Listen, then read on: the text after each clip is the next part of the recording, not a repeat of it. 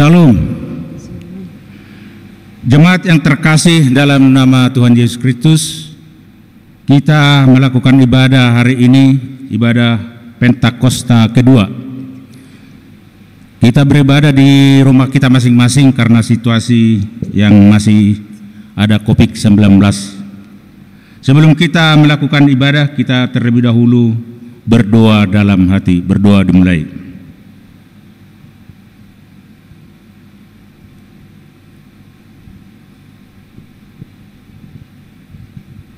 Berdoa selesai. Kita mulai ibadah kita dengan menyanyikan lagu dari Kidung Jemaat nomor 235 ayat 1 dan 4.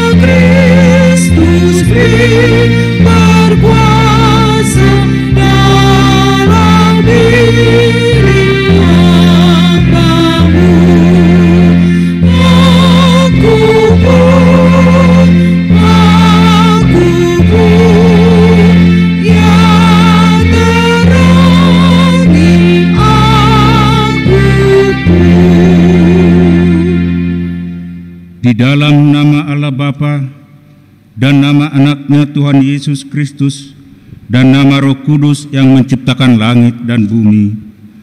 Amin. Dari Sion, puncak keindahan, Allah tampil bersinar. Allah kita datang dan tidak akan berdiam diri. Demikianlah firman Tuhan Allah, sebab aku akan mencurahkan air ke tanah yang luas, yang haus, dan hujan lebat ke atas tempat yang kering. Aku akan mencurahkan rohku ke atas keturunanmu dan berkat ke atas anak cucumu. Tuhanlah Allah, Dia menerangi kita. Ikatkanlah korban hari raya itu dengan tali pada tanduk mezbah. Haleluya.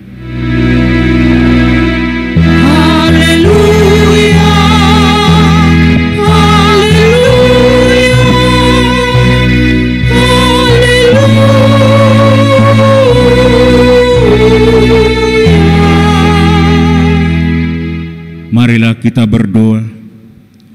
Ya Tuhan Yesus, kami berterima kasih kepadamu karena Engkau memanggil kami masuk ke dalam gereja yang Engkau dirikan di dunia ini. Berilah Roh Kudus ke dalam hati kami, supaya kami mengaku bahwa Engkaulah sumber hidup kami, dan supaya kami bertaut dengan Engkau melalui iman yang benar itu, dan supaya kami dengan penuh sukacita memuliakan nama-Mu yang terpuji sampai selama-lamanya. Amin.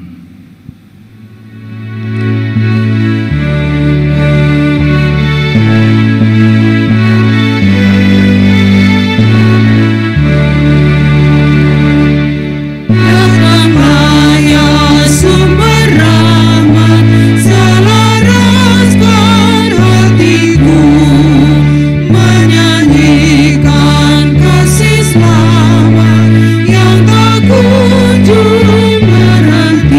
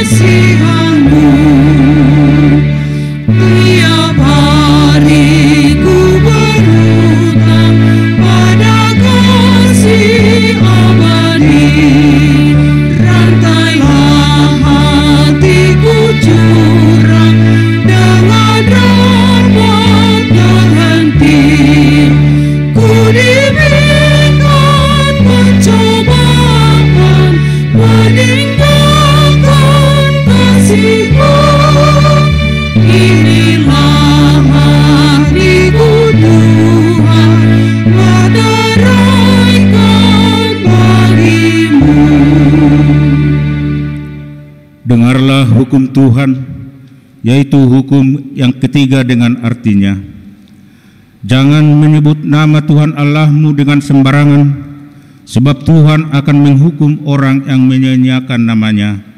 Maksudnya adalah kita harus takut serta kasih kepada Allah.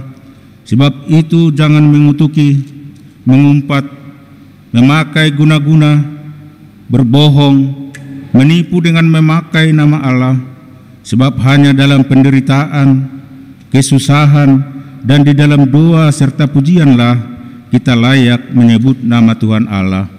Marilah kita memohon kekuatan dari Tuhan untuk melakukan yang sesuai dengan hukum-Nya. Ya Tuhan Allah, kuatkanlah kami melakukan yang sesuai dengan hukum-Mu. Amin.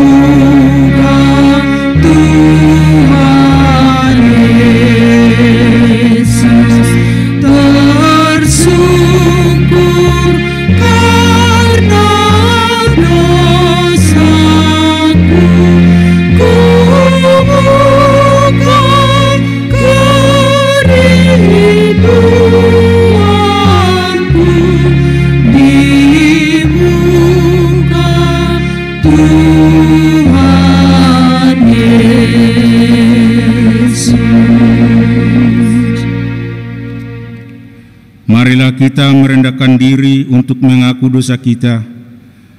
Kita berdoa. Ya Tuhan Allah yang Maha Kuasa dan Maha Benar, pengasih dan penyayang, bermurah hatilah Engkau ya Tuhan terhadap kami. Kiranya Tuhan berkenan mengampuni segala dosa dan kejahatan kami. Tiada yang lain yang dapat menjadi pelindung dan penyelamat bagi kami selain dari kasih sayang dan pembenaran-Mu yang tunggal. Karena itu, karuniakanlah kami ketenangan dan penghiburan di dalam pengorbanan anak-Mu, Tuhan Yesus Kristus, Juru Selamat kami. Amin.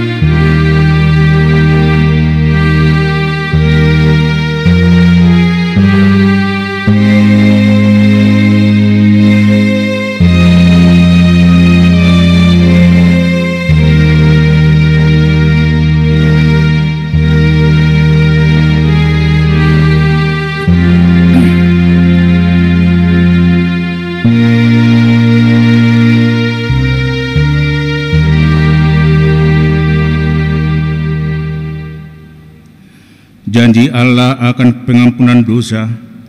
Siapakah yang akan menggugat orang-orang pilihan Allah? Allah yang membenarkan mereka. Siapakah yang akan menghukum mereka? Kristus Yesus yang telah mati, bahkan lebih lagi yang telah bangkit, yang juga duduk di sebelah kanan Allah, yang malah menjadi pembela bagi kita.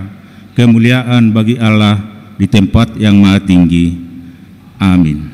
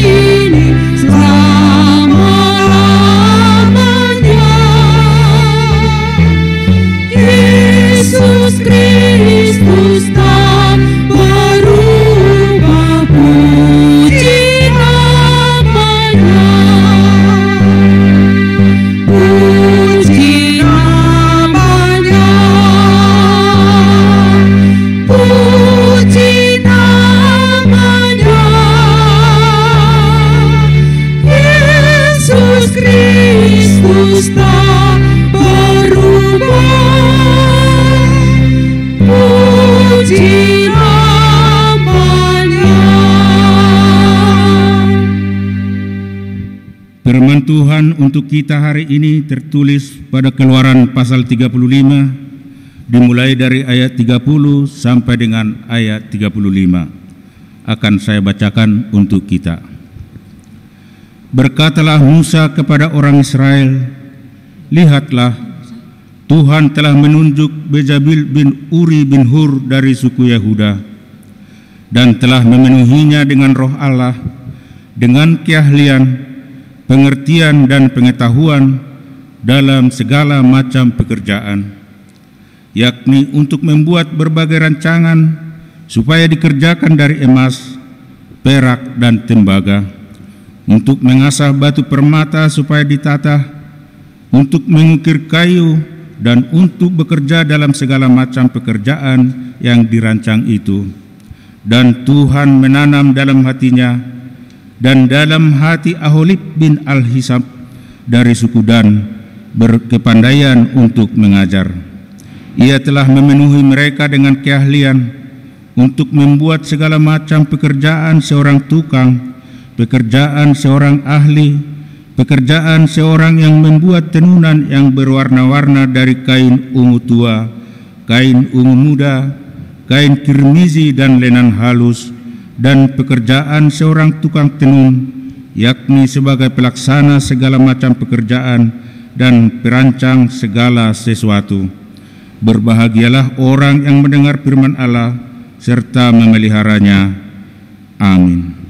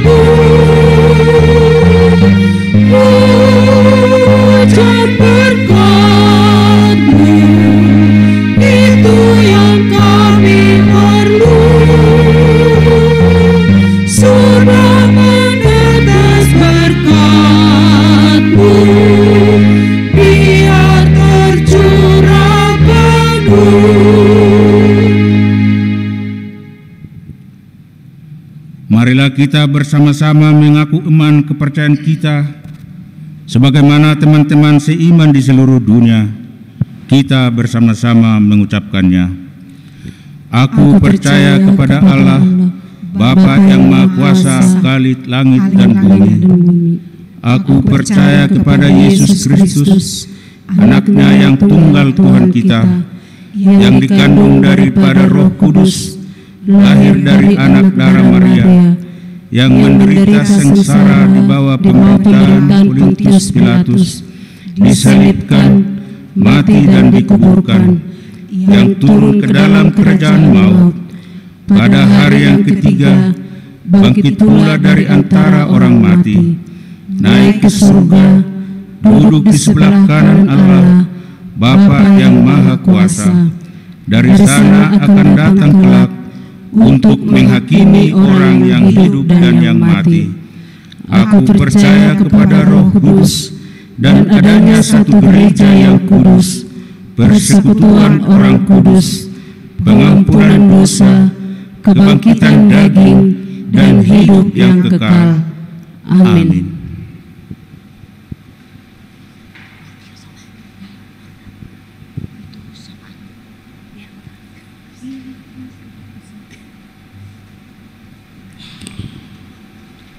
Mari kita bersatu di dalam doa. Ya Allah Bapa kami di dalam surga, Allah yang maha besar dan maha pengasih, kami mengucap puji syukur kehadirat-Mu ya Bapa, atas segala berkat dan kasih karunia-Mu yang senantiasa Kau limpahkan kepada kami setiap jemaat-Mu. Terima kasih Bapa di surga, kalau pada saat ini Engkau masih tetap memelihara hidup kami, memberi kami kesehatan, sehingga kami dapat melakukan ibadah ini, ibadah Pentakosta yang kedua ya Bapa. Kiranya ibadah ini berkenan di hadapan-Mu, menjadi pujian bagi nama-Mu dan sukacita bagi kami setiap jemaat-Mu, baik yang mengikuti kebaktian di rumah masing-masing. Bapa di dalam surga, saat ini kami mau berdoa untuk setiap jemaat-Mu dimanapun berada di dunia ini, terkhusus jemaat-Mu yang ada di Bandung Barat ini. Berkati kami satu persatu, berkati pribadi lepas pribadi, keluarga lepas keluarga.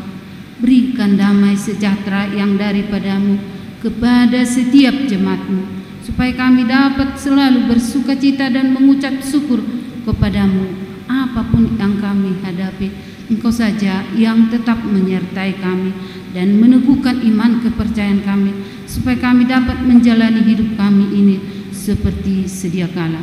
Bapa di dalam surga, kami mau berdoa untuk setiap jemaat-Mu yang dalam keadaan sakit, baik yang dirawat di rumah sakit ataupun yang sedang pemulihan di rumah masing-masing. Bapa di dalam surga, sembuhkanlah segala penyakit dari tubuh mereka, berkati obat, makanan, dan semua yang mereka usahakan untuk kesembuhan mereka, sehingga mereka dapat sembuh seperti sedia kala dan melanjutkan kehidupan mereka di dalam sukacita yang daripada-Mu. Bapa di dalam surga, kami juga mau berdoa untuk setiap jemaat-Mu yang dalam pada saat ini berduka ya Bapa. Engkau saja yang melepaskan beban dari antara mereka. Beri penghiburan kepada setiap jemaat-Mu yang sedang berduka. Beri sukacita yang lebih lagi kepada setiap jemaat-Mu. Bapa di dalam surga, terkhusus kami mau berdoa untuk keadaan yang ada di dunia ini, di mana dalam keadaan pandemi 19 ya Bapa. Bapa di dalam surga, kami merasa tidak berdaya Bapa, kalau hanya mengandalkan kekuatan kami. Saat ini kami datang setiap jemaat-Mu untuk bersembah, bertekuk lutut ke hadapan-Mu Bapa. Lepaskan kami dari pandemi ini. Jauhkanlah pandemi itu dari setiap jemaat-Mu, dari negara kami ini, dari dunia ini. Karena hanya Engkau yang berkuasa yang dapat melepaskan kami dari masalah ini. Berkati para pemimpin-pemimpin di negara kami ini, pemimpin yang tertinggi sampai yang terendah, supaya dapat memberikan kebijaksanaan yang terbaik yang dapat melepaskan kami dari masalah ini. Bapa di dalam surga, terkhusus kami mau berdoa untuk para medis yang melaksanakan tugasnya di rumah sakit maupun di negara kami dimanapun ya Tuhan. Berkati supaya dapat mereka memberikan pelayanan yang terbaik kepada setiap orang yang sakit dan berikan kesehatan kepada mereka Tuhan. Bapa di dalam surga, saat ini juga kami mau berdoa untuk keadaan di jemaat-Mu HKBP Bandung Barat ini. Apabila kami mengalami kendala di dalam melakukan ibadah kami di gereja ini, sehingga kami melakukan ibadah di rumah masing-masing, berkatilah setiap jemaat-Mu. Walaupun kami beribadah di rumah masing-masing, tetapi nama-Mu saja yang tetap kami permuliakan. Bapa di dalam surga, kami juga mau berdoa untuk ibadah saat ini, di mana hamba-Mu akan menyampaikan firman-Mu yang kudus ya Bapa. Kuasailah hamba-Mu dengan Roh Kudus-Mu, supaya dapat menyampaikan firman-Mu sebaik dan seturut yang Kau kehendaki, sehingga dapat menguatkan kami seluruh jemaat-Mu yang mendengarkannya. Bapa di dalam surga, ampunilah segala dosa dan kesalahan kami, agar kami layak menerima berkat dan kasih setia-Mu.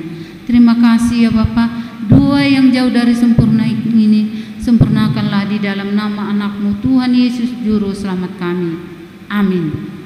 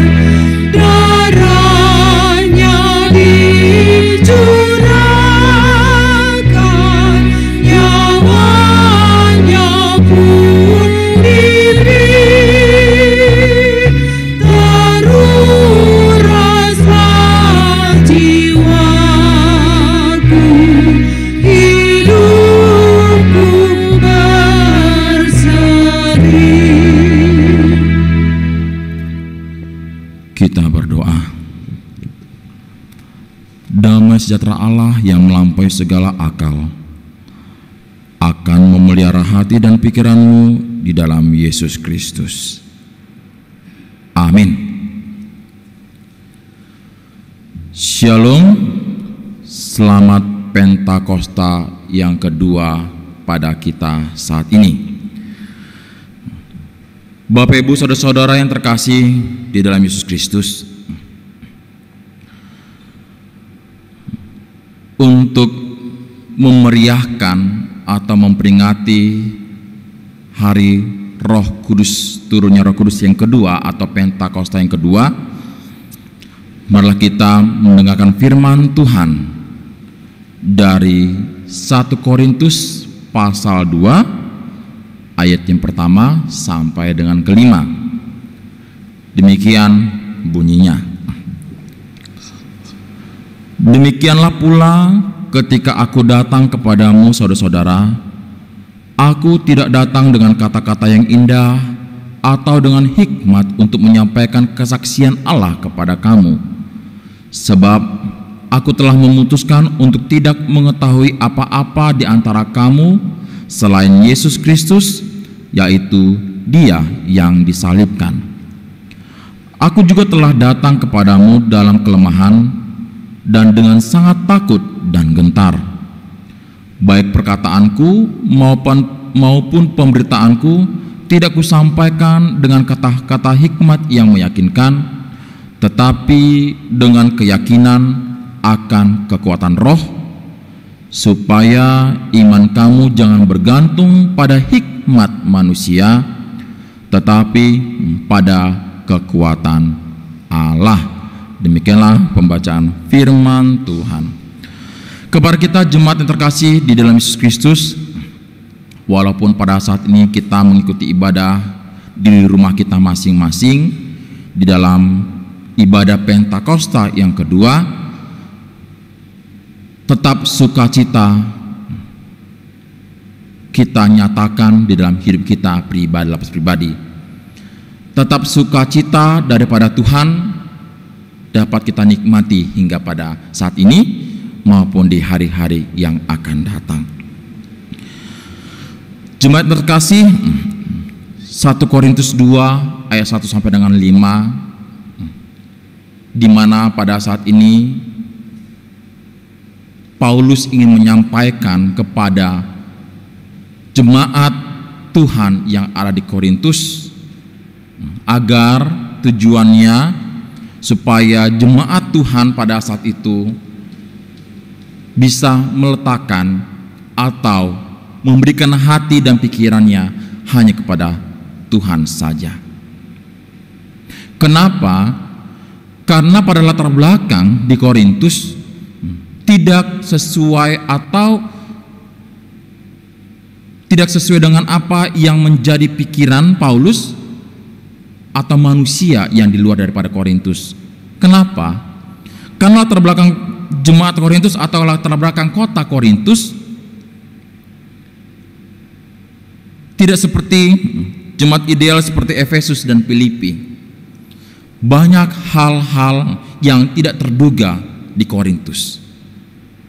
Karena pada dasarnya Korintus adalah kota yang maju, kota perdagangan, kota yang bisa dikatakan secara materi, secara kehidupan lebih dari kota-kota yang lainnya. Otomatis kalau dikatakan itu adalah kota maju, kota dagang, berbagai macam kehidupan, berbagai macam pola pikir, berbagai macam kepribadian, berbagai macam tujuan, impian, cita-cita manusia pada saat itu pasti berbeda-beda. Yaitu yang paling mendasar, manusia yang ada di Korintus, tujuan hidupnya adalah bagaimana menikmati hidup mereka secara duniawi. Norma-norma agama banyak yang mereka tentukan dengan pikiran mereka sendiri. Norma-norma kehidupan banyak yang sudah keluar daripada jalur norma-norma yang sebenarnya. Saking begitu banyaknya orang yang dikatakan sukses, tidak ada lagi memperhatikan bagaimana kehidupan sosial yang baik. Orang yang sukses memikirkan diri sendiri, orang yang tidak sukses ya terlantar begitu saja. Jadi artinya amang inang saudara-saudara terkasih, pada saat itu banyak orang-orang yang hanya memakai pemikiran mereka sendiri, hikmat mereka sendiri, hikmat duniawi, hikmat manusia.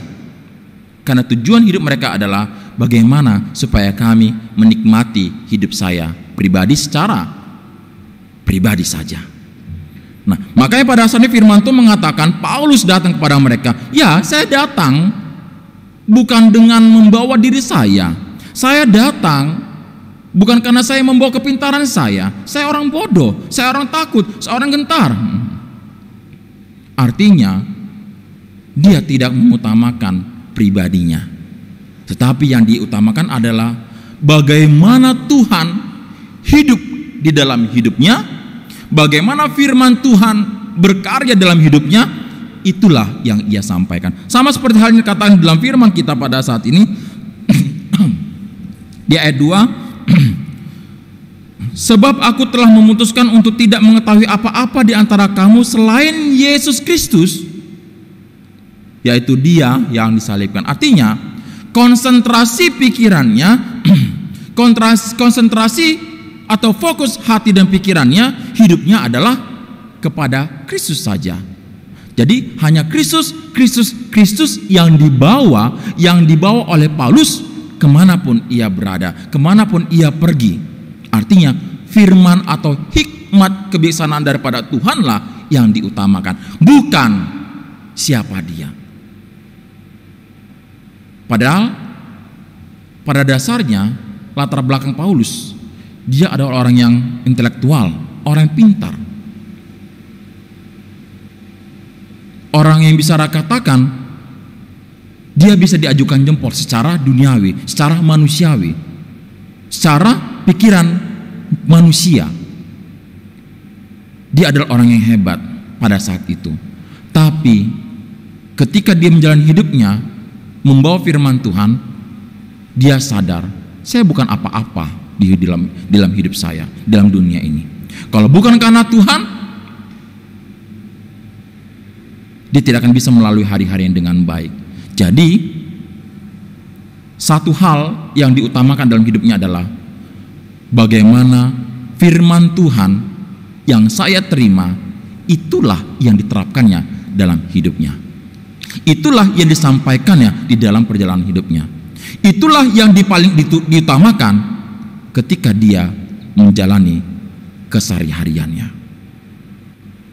Artinya dia datang kepada jemaat atau orang-orang di Korintus, ya memang kalian hebat, ya saya tidak ada apa-apanya bandingkan kalian, tapi ingat,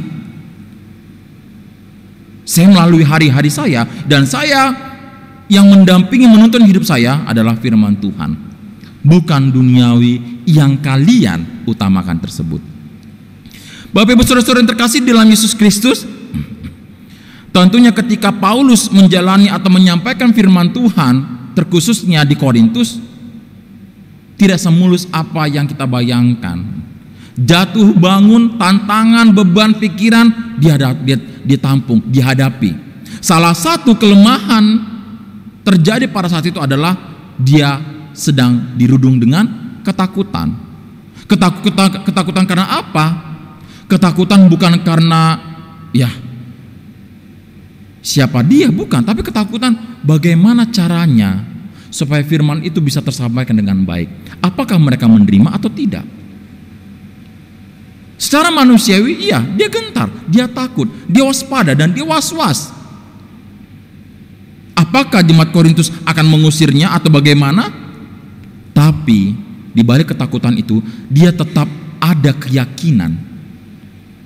Kalau saya mengutamakan Tuhan dalam hidup saya, kalau saya memfokuskan konsentrasi saya kepada Tuhan, semua apa yang Tuhan sampaikan kepada saya, yaitu memberitakan firman Tuhan, pasti akan tersampaikan dengan baik.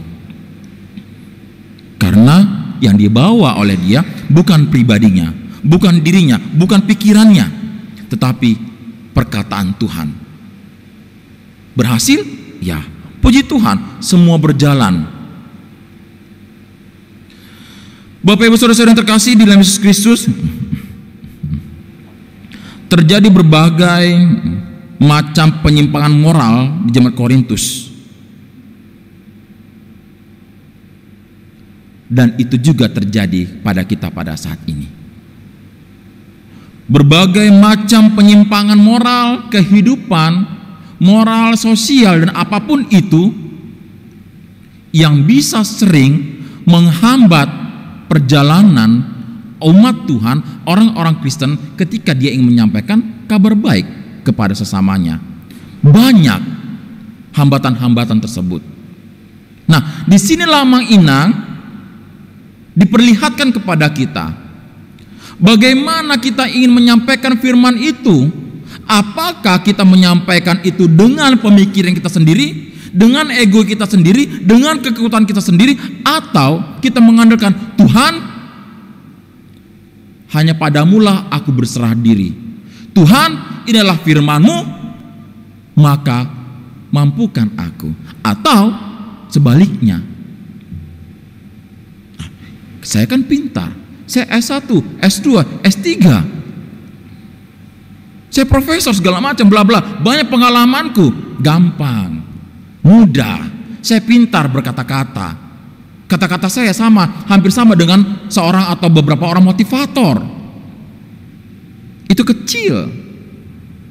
Tapi ternyata ketika dia berhadapan dengan situasi sebenarnya, mogap. Dia langsung gagap, dia tidak tahu bisa berkata-kata apa. Kenapa itu bisa terjadi? Karena ketika dia ingin menyampaikan sesuatu sesuai dengan firman Tuhan, ketika dia menyampaikan sesuatu apa yang dikatakan oleh firman Tuhan, dia sudah terlebih dahulu memakai pikiran sendiri. Roh duniawi, roh kesombongan,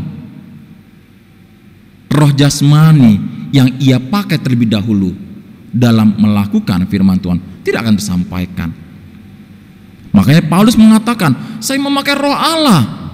Lalu kemudian dikatakan di dalam ayat 5, supaya iman kamu jangan bergantung pada hikmat manusia, tetapi kepada kekuatan Allah. Jadi ketika kita ingin menyampaikan kabar baik di sekitar kita maupun tengah-tengah dunia ini, Jangan andalkan kekuatan kita pribadi. Jangan kita mengandalkan hikmat manusia, hikmat duniawi, tapi kita andalkan Roh Allah, hikmat, pengajaran, pendampingan, kekuatan Allah saja yang kita sampaikan. Karena kekuatan Allah tidak ada batasannya. Tidak ada keterbatasan ketika Tuhan berkarya. Yang memiliki kebatasan siapa? Yang memiliki keterbatasan siapa? Manusia. Manusialah yang memiliki batasan dan keterbatasan itu. Kita bisa mengatakan saya orang hebat, saya orang berpengaruh. Tapi itu perkataan kita. Ya memang terkadang dalam waktu-waktu tertentu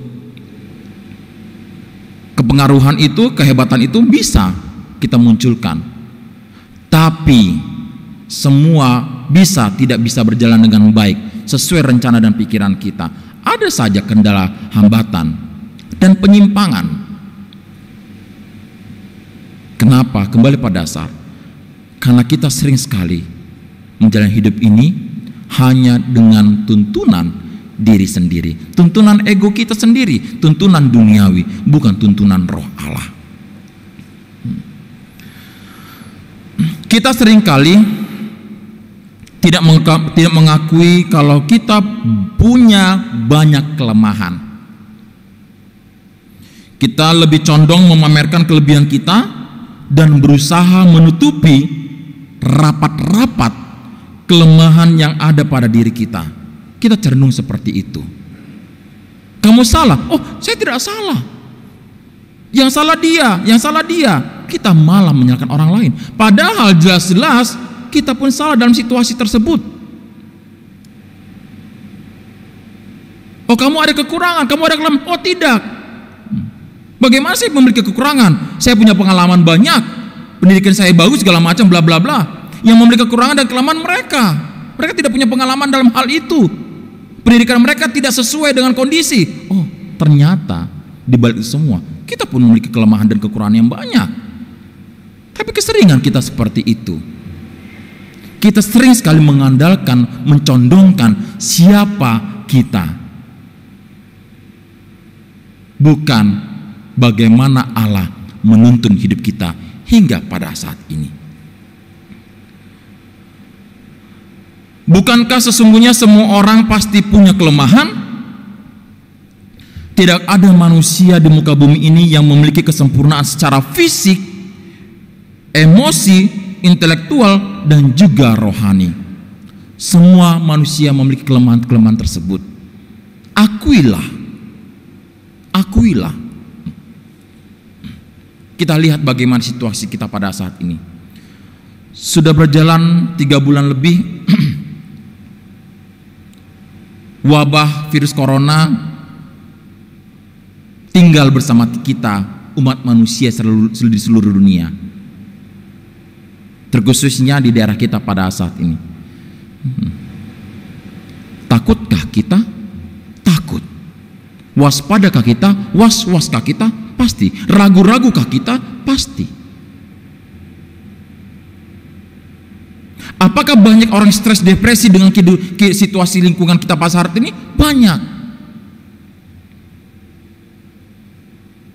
Adakah orang tidak yakin bahwa semuanya akan baik-baik saja? Pasti ada. Kenapa masih ada orang-orang tersebut? Kenapa kita masih seperti itu? Kembali pada dasar. Kita mengatakan, iya saya percaya Tuhan kuasa, Tuhan berkarya, ada kehebatan, ada kekuatan Tuhan. Itu hanya omongan belaka. Kenyataan sehari-harian, ketakutan lebih besar daripada iman keyakinan kita kepada Tuhan. Padahal semua pasti akan berlalu dan akan baik-baik saja. Dan itu adalah salah satu kelemahan fisik, emosi, dan intelektual kita, dan juga rohani. Jadi jangan lagi kita katakan, oh saya kekurangan saya tidak ada. Saya adalah orang hebat, saya adalah orang bla bla bla bla bla bla. Saya lebih daripada orang lain. Jelas pada saat ini, situasi kita pada saat ini membuka topeng kita, siapa kita sebenarnya. Sudah sehebat apakah kita menghadapi situasi pada saat ini? Sudah sejauh apa kita memanggil Tuhan, memakai kekuatan Tuhan menuntun hidup kita hingga pada saat ini? Kalau dulu sebelum ada corona, ya banyak orang menyombongkan diri, siapa saya, siapa dia, segala macam, bla bla bla bla, kehebatan itu muncul. Tapi sekarang semua menciut. Yang dipandang hebat belum tentu dia bisa selamat. Yang dipandang orang-orang yang lebih belum tentu dia ternyata sama juga.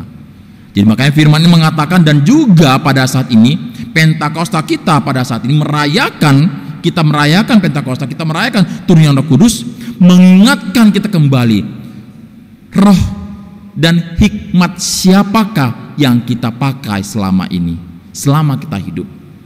Roh Tuhan, hikmat dari Tuhan, atau dunia ini. Pentakosta pada saat ini mengetuk hati kita, membuka mata dan pikiran kita, dan membuka hati kita agar kita dituntun ke dalam jalan yang sudah Tuhan sediakan bagi kita masing-masing. Agar kita dituntun kepada Tuhan saja, bukan kepada dunia ini. Agar kita dituntun agar supaya Tuhan saja yang kita beritakan, bukan diri kita sendiri atau bukan dunia ini. Sama sepertinya Paulus, dia datang membawa nama Tuhan, bukan nama pribadi, bukan nama latar belakang dia, tidak. Tapi Tuhanlah yang paling utama, fokus dan konsentrasinya. Bisakah kita lakukan itu amang-inang? Pasti bisa, asalkan kembali kepada siapa kita bersandar. Kekuatan dan hikmat pengajaran dari siapa yang kita pakai. Kalau kita memakai kekuatan Allah, hikmat dan pengajaran daripada Tuhan saja, maka kita pun akan dibimbing, dituntun dengan baik di dalam hari-hari kita. Amin. Kita berdoa. Terima kasih Bapa, berkat dan anugerah yang boleh kami rasakan hingga pada saat ini, di mana pada hari ini kami merayakan turunnya Roh Kudus yang kedua Tuhan, Pentakosta kedua. Biarlah Bapa, perayaan kami ini menggugah hati dan pikiran kami, agar kami menunjukkan hati dan pikiran kami kepadamu saja ya Bapa. Sebagaimana firman-Mu Tuhan mengatakan pada kami, kekuatan manakah yang akan kami pakai? Kekuatan duniawi atau kekuatan Tuhan saja? Tetapi firman-Mu menuntun kami agar kami mengutamakan Engkau, memakai kekuatan dan meminta penuntunan Roh-Mu yang kudus kepada kami ketika kami menjalani hidup kami sehari-hari Tuhan. Tuhan, terlebih ketika kami berhadapan dengan situasi virus corona pada saat ini, kami diperhadapkan bahwa kami harus mengutamakan Engkau dalam hidup kami, karena kekuatan dari Engkau saja Tuhan yang mampu menenangkan hati dan pikiran kami pribadi, yang mampu menjawab segala sesuatu keluh kesah yang kami hadapi pada saat ini. Tuhan, mampukan kami, bimbing kami, agar kami tidak tersesat,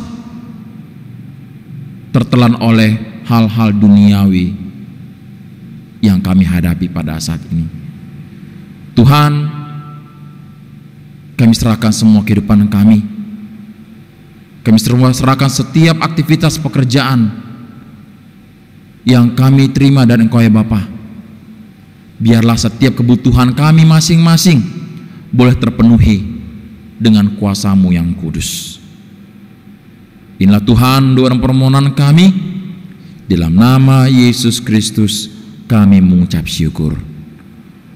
Amin. Kita kembali bernyanyi.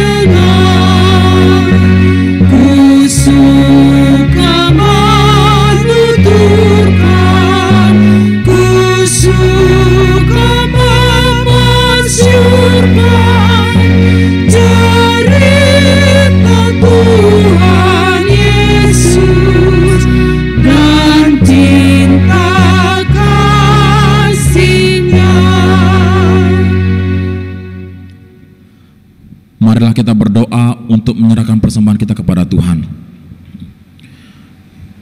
Ya Allah Bapa kami di surga, kami mengaku bahwa Tuhan adalah sumber dari segala karunia yang melimpah dalam kehidupan kami masing-masing. Sebagian daripada karunia itu, kami serahkan kembali sebagai persembahan kepada Tuhan. Terimalah dan berkatilah persembahan umat-Mu ini, agar dapat kami pergunakan untuk pekerjaan dan pelayanan kerajaan Tuhan di dunia ini. Bukalah hati kami untuk mengenal betapa banyak berkat dan karunia yang kami peroleh dari Tuhan, supaya kami senantiasa bersyukur kepadamu. Di dalam nama Yesus Kristus Tuhan kami. Amin.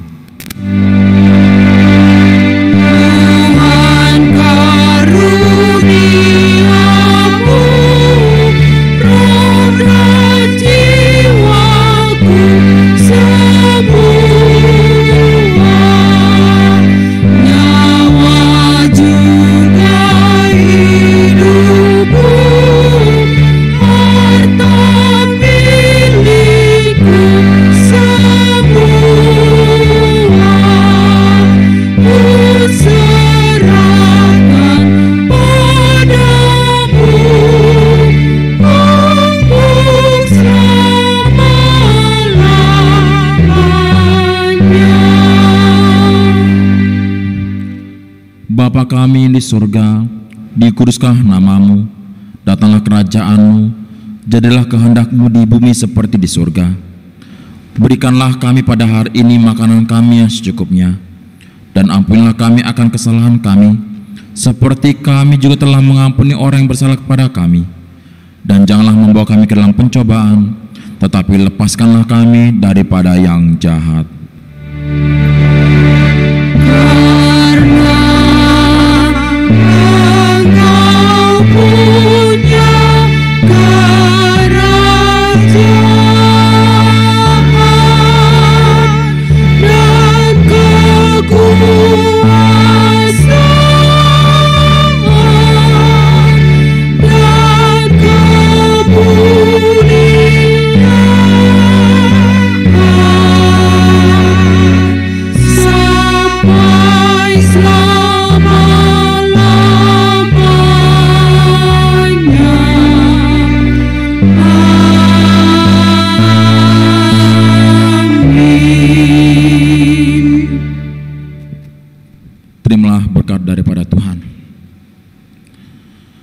Tuhan memberkati engkau dan melindungi engkau. Tuhan menyinari engkau dengan wajah-Nya dan memberi engkau kasih karunia. Tuhan menghadapkan wajah-Nya kepadamu dan memberi engkau damai sejahtera. Amin.